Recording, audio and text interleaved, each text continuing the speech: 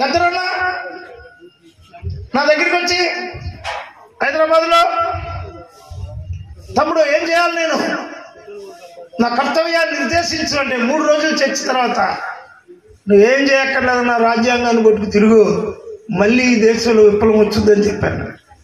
ఆ రోజు నుంచి ఆయన చనిపోయేదాకా రాజ్యాంగాన్ని కొట్టుకు తిరిగాడు.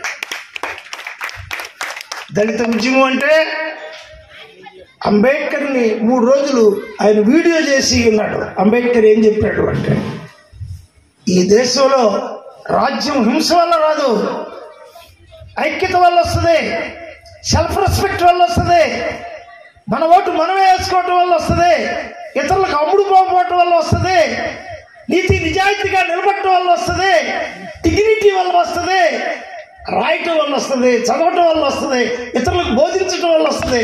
The leader of the state, నువ్వు లీడర్ అవటం వల్ల వస్తుంది. ద లెడ్ ది స్టేట్, నువ్వు దాన్ని లీడ్ చేయగలిగినప్పుడు వస్తుంది. ఈ సమాజాన్ని నడిపించాలి అంటే నువ్వు ఒక బుద్ధుడు కావాలి, నువ్వు ఒక అంబేద్కర్ కావాలి, నువ్వు ఒక మహాత్మా ఫూలేవు కావాలి. నువ్వేమైతే ఇస్తూ పోతావో అప్పుడు నీ ఎమ్మడి సమాజం పడి వచ్చింది. నువ్వు గ్రహిస్తూ పోతే ఈ సమాజం నిన్ను నిరాకరిస్తుంది. నీతి గలవాడే ఈ దేశంలో రాజు. అదే డాక్టర్ బిఆర్ అంబేద్కర్ మొదటి రాజు.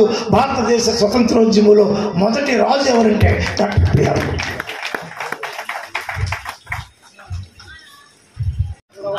డాక్టర్ గట్టిపద్మనాభ గారు రాసినటువంటి గీతం, లేరా లేరా లేరా లేరా దళితుల యుగమిదిరా,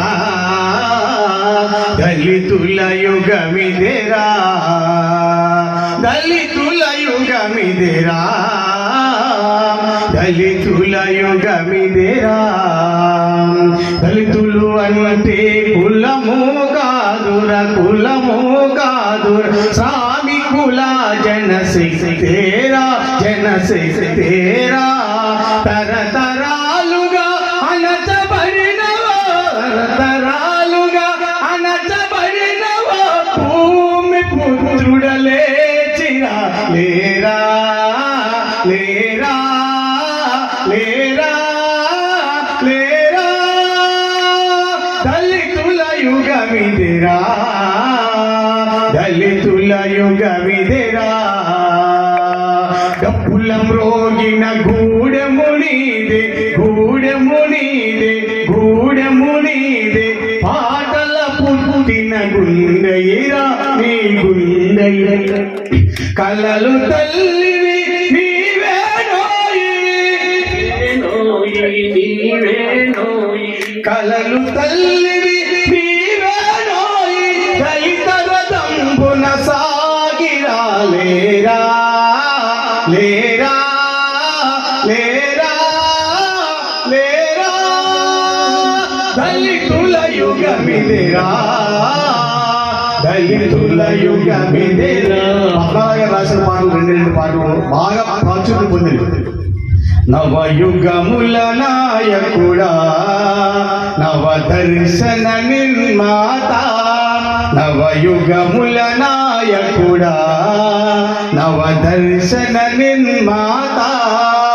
భూతం ధమ్మం సంగం శరణం శరణం, నడచి నడచి బోధ చేసి శక్తినిచ్చే అభినవ పుత్రుడు అయినావు. ఓ బాబా ఓ బాబా ఓ బాబా ఓ బాబా. నవయుగముల నాయకుడా, నవ దర్శన నిర్మాత. స్వేచ్ఛను సమతను సోదర ప్రేమను నేర్పి నేర్పి. ఇప్పుడు ఆ ఉదయ భాస్కర్ పాడిన పాటలో నవయుగముల నాయకుడు, నవదర్శన నిర్మాత. నేను 3 పాయింట్లు చెప్పాలనుకున్నాను. ఫస్ట్ది మీరందరూ గ్రహించుంటారు. 1 విద్య ద్వారా మనం పైకి వచ్చాం. 2 సాంఘికమైన పరిణామం ద్వారా మనం పైకి రావాలంటే కుల సంఘాలు మానుకోవాలి. కులం లేదు అని మనందరం నమ్మాలి. విద్య ద్వారా కులం పోద్దని ఆయన చెప్పాడు. విద్య తర్వాత కూడా మనం కులం ఉంచుకుంటే మనం విద్యకు ద్రోహం చేసినట్టే మనం నమ్మాలి. ఇక 2వ పాయింట్, ఆర్థిక భారత పునర్నిర్మాణం జరగాలంటే మన ఉద్యోగస్తులందరం మామూలు వర్కర్స్ 800 రూపాయలు వచ్చేవాళ్ళు 700 రూపాయలు వచ్చేవాళ్ళు కూడా వ్యసనాలు మానేసి సొంత సంపదను క్రియేట్ చేసుకోవాలి. దగ్గర దగ్గర 20% అయినా మనం మిగుల్చుకోవాలని అంబేద్కర్ చెప్పాడు. దాన్నే surplus of family, surplus of వ్యక్తి, సర్ప్లస్ ఆఫ్ దేశం. అంతేకాకుండా దాన గుణం కావాలి. ఇన్స్టిట్యూషన్స్ నిర్మించాలి, ట్రస్టులు నిర్మించాలి, ఫ్యాక్టరీలు మనమే చిన్న చిన్న ఫ్యాక్టరీలు పెట్టాలి, మనోళ్ళందరికీ ఉపాధి కల్పించాలి. ఇవన్నీ అంబేద్కర్ చెప్పిన ఎకనమిక్స్ మీద కూడా మనం ఒక సెమినార్స్ రూపొందించాలి. ఇక ఆయన ముఖ్యమైనది కల్చరల్ రెవల్యూషన్. కల్చరల్ రెవల్యూషన్ అంటే కృష్ణుడు, రాముడు, పరశురాముడు వీళ్ళందరూ కూడా ఆయుధాలు ధరించినటువంటి వాళ్ళు.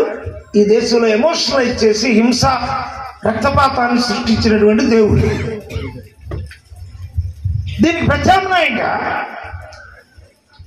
ఒక బుద్ధుడు, ఒక నవయాన బుద్ధుడు, దీనికి ప్రత్యామ్నాయంగా రేపు ఒకటో చేయించాము తీసుకురా.